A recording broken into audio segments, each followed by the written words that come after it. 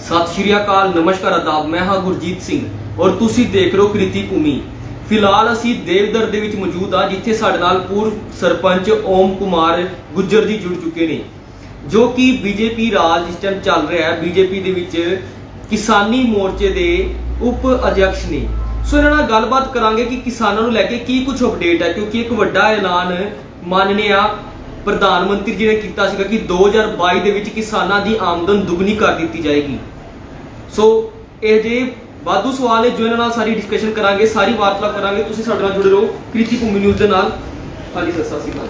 सत श्री अकाल सर, तुहाडा बहुत बहुत स्वागत है साडे चैनल ते। धन्यवाद सर, तुसीं किसानी मोर्चे दे जिला दे उप अध्यक्ष रहे हो। सब तो पहली गल आपां करांगे किसानां नूं लैके, क्योंकि इन्हां दी इनकम जिहड़ी दोगुनी कहण दी जिहड़ा वादा किया गया सीगा कि गल कही सी, वो दोगुना होई नहीं। की कहना चाहोगे, थोड़े की विचार है? नहीं, देखो अब कैसे एनालिसिस करोगे आप? दोगुनी नहीं हुई। मैं तो तथ्यों के साथ आपको बताऊंगा भी दोगुनी कैसे हुई। दोगुनी इसलिए होगी भी सन 2013 में, 2014 में भारतीय जनता पार्टी की सरकार रही। 2013 में जीरी का रेट लगभग 1280-1300 रुपये, जो अब 2000 के लगभग है, 2000 रुपये प्रति क्विंटल के लगभग है। ऐसी गेहूँ का रेट उस टाइम 1300 रुपये था, अब 2000 से 2080 रुपये, 2085 रुपये, 2100 रुपये के करीब है। तो लगभग 70-75% फालतू हो गया। अब रेट तो 70-75% फालतू हो गया, लेकिन दोगुनी कैसे होगी इसके बारे में मैं बताऊँगा आपको। भाई अगर दोगुनी तब होगी जब कॉस्ट ऑफ प्रोडक्शन घटे किसानों। अब कॉस्ट ऑफ प्रोडक्शन घट रही, कैसे घट रही? पहली बात तो सरकार ने पहली बार ऐसा कराया भाई 6000 रुपये प्रति किसान के खाते में डाले। अब हम उनको 6000 रुपये मानना, तो 6000 रुपये मान लो, नहीं तो मना 20 गट्टे 22 गट्टे यूरिया के भी मान सकें, तो यूरिया तो फ्री हो गया 5 किलो के जिम्मेदार का, यूरिया तो फ्री हो गया। अब 6000 रुपये स्टेट गवर्नमेंट ने कर दिया। हालांकि वो योजना अभी थोड़ी कोरोना करके थोड़ी ढीली है, लेकिन वो सरकार की मंशा को तो पता लग गया। 6000 रुपये उसने कर दिया। उसमें सरकार ने कराया भी हम उसके पशुओं का, जिम्मेदार के पशुओं का बीमा, उसके घरों का सारों का बीमा करके जो पैसे बचेंगे, जो प्रमुख है किसान के घर का, उसके खाते में डाल देंगे। तो 6000 रुपये लगभग वो भी आएगा, हमारी फसल सुरक्षित होगी, हमारे पशु सुरक्षित हो गए, हमारे हर एक मेंबर सुरक्षित हो गया। तो 6000 रुपये वो भी आएगी।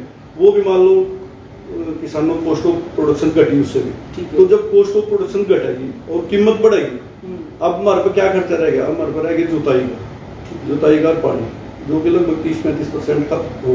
तो कॉस्ट ऑफ प्रोडक्शन घट गई और जो हमारे फसलों के रेट है वो 70-75% बढ़ गए। तो दोगुनी तो लगभग ऐसे ही मान लो इसको दोगुनी है। लेकिन इससे भी आगे मैं अगली बात बताऊंगा। लगभग 35-35.5 लाख जो पेंशनर हैं, जिसमें से 70-80% गाँव में है जो बुढ़ापा पेंशन ले रहे हैं।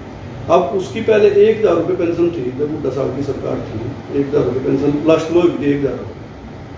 तो अब वो है 2500 रुपये, 2750 रुपये, तो 2.5 गुना बढ़ गई। और 35 लाख जो पेंशनर हैं, तो हर एक घर में 1 या 2 पेंशनर है, वो भी तो आमदनी बढ़ी ना। स्वामीनाथन रिपोर्ट के बारे में आप क्या कहना चाहेंगे? जो सभी सरकारें वादा करती हैं कि हम लागू करेंगे, पर लेकिन आज तक किसानों के हित में किसी ने भी नहीं सोचा कि हम किसानों के लिए स्वामीनाथन रिपोर्ट लागू करें। नहीं, इस बारे में क्या कहेंगे? पहले तो ये समझ लो स्वामीनाथन आयोग की रिपोर्ट क्या है। जी, कांग्रेस सरकार ने स्वामीनाथन आयोग बनाया, उन्होंने फिर उसकी एक दोबारा भी उसकी जांच के लिए एक आयोग का गठन कराया, हुड्डा आयोग का, भूपेंद्र सिंह हुड्डा उसके अध्यक्ष थे। उन्होंने भी सारी रिपोर्टें दे दी, लेकिन कांग्रेस सरकार में लागू नहीं हुई। अब मैं बताऊं उसमें क्या है। उसमें मेन बात है, जो मेन किसानों की बात है, भाई जो लागत मूल्य है उसको 50% मुनाफा जोड़कर और किसान को उसकी कीमत देनी फसल। ये मोदी जी ने एक कानून ही बना दिया। आपने पीछे देखा, वो कानून ही बना दिया, लोकसभा में पास कर दिया, राष्ट्रपति ने साइन कर दिया, ये लागू भी हो गया। अब आपने पिछले 3-4 साल में देखा कोई किसान सड़क पर आता है कीमत के बारे में? क्यों नहीं आता? ये एक तो ये बात। दूसरी बात, उसमें दूसरी बात है भी हर एक खेत को सिंचाई। अब हरियाणा में जो टाइल लास्ट वाली टाइल है, वहां तक हमारी सरकार ने पानी पहुंचाया। तो ऐसे सहज उसमें लागू कर रहे। अब ये तो है नहीं भी एकदम ही कर दी ऊपर, लेकिन जो नियम कायदे का उन्होंने कहा भी मैं कुछ अपने किसान भाइयों को समझा नहीं सका। गलती होगी, गलती तो माननी है ना। नहीं, उसने जो कहा नहीं, ये कहा उसने, मैं किसान वैसे जी मोदी जी ने कहा भी जो कानून है तो किसानों के हक में, लेकिन हम कुछ अपने भाइयों को समझा नहीं सके, इसलिए हमें इन्हें वापस लेते हैं। देखिए, मैं सरपंच था गांव में 5 साल रहा, मुझे पूरा जी जान लगा कर विकास कार्य और मैं बिल्कुल संतुष्ट हूँ। मुझे कोई बिल्कुल ये नहीं है अभी मेरे को तो ये काम छूट गया। हम देखिए, जब मैं सरपंच था मेरे गांव में सभी लोग बाहर जाए थे जी, मुझे बिल्कुल बहुत जोर शोर लगा कर मुहिम चलाई। 350 शौचालय मुझे गांव में बनाए थे जो निजी लोगों के थे, और इसके अलावा मुझे एक कचरा घर भी बना रखा था, और मुझे 2 पार्ट टाइम मजदूर भी रखे थे उस टाइम, जो गांव में से घर से कूड़ा बीन कर ले थे, और एक कचरा घर में इकट्ठा करे थे, कचरा घर में इकट्ठा करे थे उसने, और मैं उसका वो उसके अलग अलग करके उसकी सेल भी करी, और पूरा साफ सुथरा गांव तब भी था, अब भी मेरा गांव पूरा साफ सुथरा है। ये स्वच्छ पानी की भी और स्वच्छता की भी।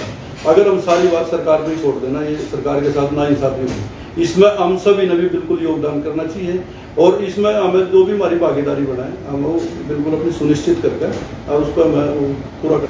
ਸੋ ਸਾਡੇ ਨਾਲ ਜੁੜੇ ਸੀ ਓਮ ਕੁਮਾਰ ਜੀ, ਜਿਨ੍ਹਾਂ ਨੇ ਦੱਸਿਆ ਕਿ ਕਿਸਾਨੀ ਮੋਰਚੇ ਦੇ ਵਿੱਚ ਜੋ ਕਿਸਾਨਾਂ ਦੀ ਸ਼ਾਮਲਾਤ ਜ਼ਮੀਨ ਹੈ ਉਹ ਉਹਨਾਂ ਦਾ ਪੱਖ ਠੀਕ ਆ, ਪਰ ਜਿਹੜੀ ਆਮਦਨ ਦੋਗੁਣੀ ਕਰਨ ਦੀ ਗੱਲ ਕੀਤੀ ਗਈ ਸੀਗੀ ਉਹ ਵਾਕਈ ਦੋਗੁਣੀ ਹੋਈ ਹੈ। ਕਿਸ ਤਰੀਕੇ ਨਾਲ ਹੋਈ ਹੈ ਤੁਸੀਂ ਵੀਡੀਓ ਰਿਵਾਈਂਡ 'ਚ ਜਾ ਕੇ ਦੇਖ ਸਕਦੇ ਹੋ ਕਿ ਉਹ ਵਾਕਈ ਪ੍ਰੈਕਟੀਕਲ ਤੌਰ ਤੇ ਕਿਸ ਤਰੀਕੇ ਨਾਲ ਦੋਗੁਣੀ ਹੋਈ ਹੈ।